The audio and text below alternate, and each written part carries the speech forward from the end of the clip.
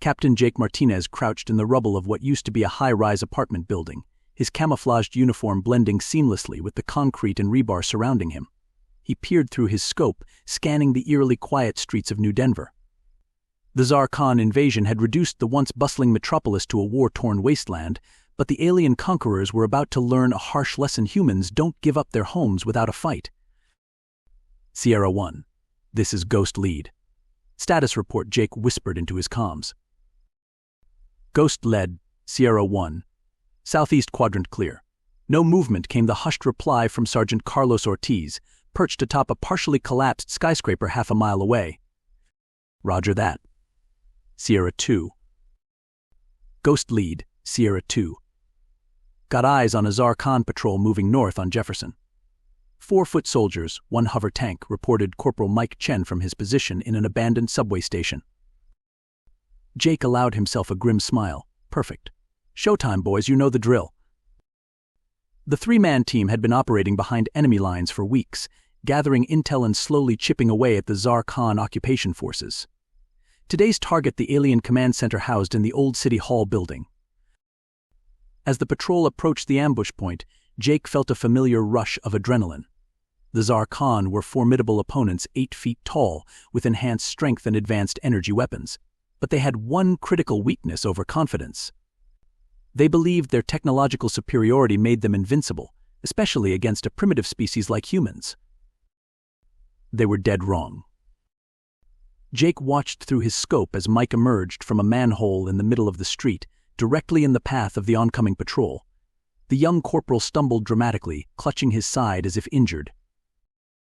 The Tsar Khan soldiers immediately raised their weapons, barking orders in their guttural language. Mike dropped to his knees, hands raised in surrender. As the aliens cautiously approached, Jake's finger tightened on his trigger. Now he breathed. In a heartbeat, all hell broke loose. Jake's high-powered rifle cracked, the depleted uranium round punching through the hover tank's supposedly impenetrable armor and detonating its power core. The resulting explosion vaporized 2 of the Tsar Khan soldiers instantly. Before the remaining aliens could react, Carlos opened fire from his elevated position, precise bursts cutting down another warrior. Mike rolled to the side, producing a compact railgun from beneath his tattered jacket and dispatching the final soldier with a point-blank shot to the head. "Tango's down," Mike reported, his voice steady despite the chaos. "Moving to secure the area." Jake allowed himself a moment of pride. His team had just taken out a Tsar Khan patrol without a scratch, using nothing but ingenuity and old-fashioned human tenacity. "Good work, Ghosts," Jake said, as he made his way down to street level. "But stay frosty. This is just the beginning." General Tsar Ox slammed his massive fist onto the holographic display, causing the image to flicker. "Impossible," he roared, mandibles clicking in agitation. "How can these pitiful humans continue to evade us?" His second-in-command, Sub-Commander Krell, stood at rigid attention. "The insurgents are resourceful, my lord. They strike from the shadows and disappear before we can mount an effective response." Tsar Ox's yellow eyes narrowed. "We conquered their pathetic world in a matter of days. Their militaries crumbled before our might. How is it that these remnants continue to defy the glory of the Tsar Khan Empire?" Krell hesitated before answering. "It appears, my lord, that humans excel at what they call guerrilla warfare. They use their knowledge of the urban terrain to set traps, conduct hit-and-run attacks, and generally make our occupation costly." The general growled, a sound that sent shivers down Krell's spine. "Then we will simply level their cities. Let them try to hide when there is nothing left but ash."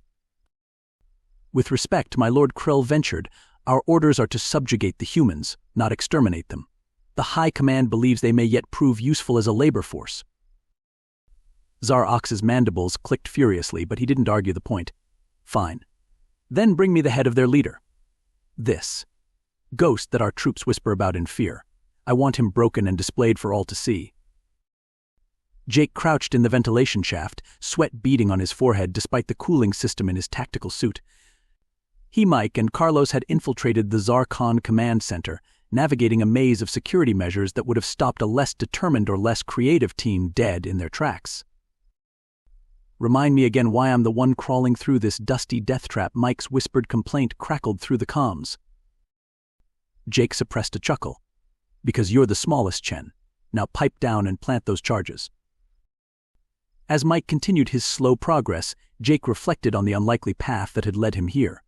He'd been a simple infantry officer when the invasion began, watching helplessly as humanity's most advanced weapons proved useless against the Tsar Khan war machines. But where others saw hopelessness, Jake saw opportunity. He'd gathered a team of survivors, soldiers, civilians, anyone willing to fight, and began a campaign of asymmetric warfare that had slowly but surely turned the tide. Small unit tactics, improvised explosives, psychological warfare. Jake used every dirty trick in the book and invented a few new ones along the way. Now, after months of careful planning and intelligence gathering, they were poised to deliver a crippling blow to the alien occupiers. Charges set, Mike reported. Ready to blow this popsicle stand on your command, boss. Jake allowed himself a grim smile. Good work. Rendezvous is at Extraction Point Alpha in 10 mics. Carlos, you're up. Across the compound, Sergeant Ortiz sat hunched over a jury-rigged communications array. With a few keystrokes, he initiated the subroutine they'd spent weeks perfecting. All across New Denver, the Tsar Khan communications network erupted into chaos. Emergency alarms blared, reporting non-existent breaches and enemy movements.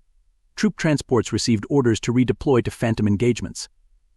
And at the heart of it all, a simple message repeated in the aliens' own language. The ghosts are coming for you.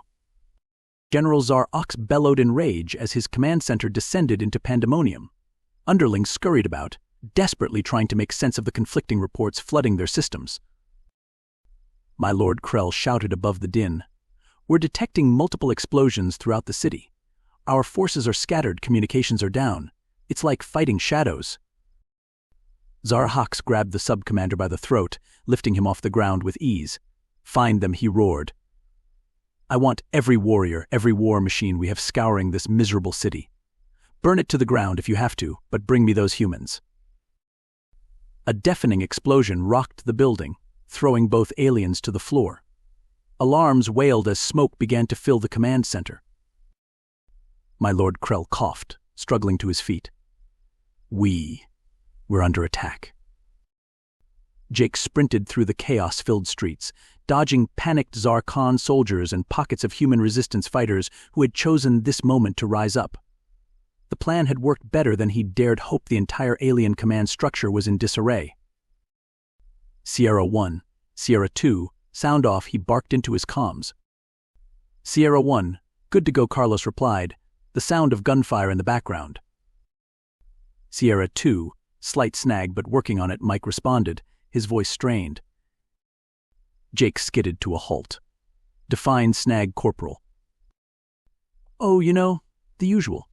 Surrounded by angry aliens, low on ammo, pretty sure I twisted my ankle. Tuesday stuff. Jake swore under his breath. He was only 2 blocks from the extraction point, where a stealth shuttle was waiting to whisk them to safety. But there was no way in hell he was leaving a man behind. Sierra 2, pop smoke and hold tight. I'm on my way. But ignoring Carlos's protests, Jake turned and sprinted back the way he'd come. He rounded a corner to find Mike pinned down behind a burnt-out car, a squad of Tsar Khan closing in from all sides. Time seemed to slow as Jake's training kicked in. He pulled 2 plasma grenades from his belt, primed them, and launched into action. The first grenade arced through the air, detonating among the alien squad and scattering them. The second he rolled along the ground, using the uneven terrain to guide it beneath a Tsar Khan armored vehicle. The resulting explosion flipped the massive machine onto its side, crushing several warriors and creating a momentary smokescreen. Jake seized the opportunity, laying down suppressing fire as he maneuvered to Mike's position. Cavalry's here, kid, he grunted, hauling the younger man to his feet. Let's move. Together, they fought their way through the chaos, Jake's expert marksmanship and Mike's improvised explosive skills clearing a path.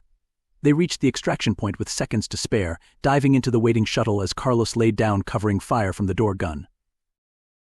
As the shuttle rocketed into the sky, leaving the burning city behind, Jake finally allowed himself to relax. They'd struck a major blow against the Tsar Khan today, one that would ripple across the entire occupation. "Not bad for a day's work, Ghosts," he said, clapping Mike on the shoulder. "But remember, this is just the beginning. We've got a planet to take back." The men shared a look of grim determination. They were outnumbered, outgunned, and facing an enemy that by all rights should have crushed them without breaking a sweat. But they had something the Tsar Khan could never understand: the indomitable human spirit and a willingness to fight dirty that no amount of alien technology could overcome.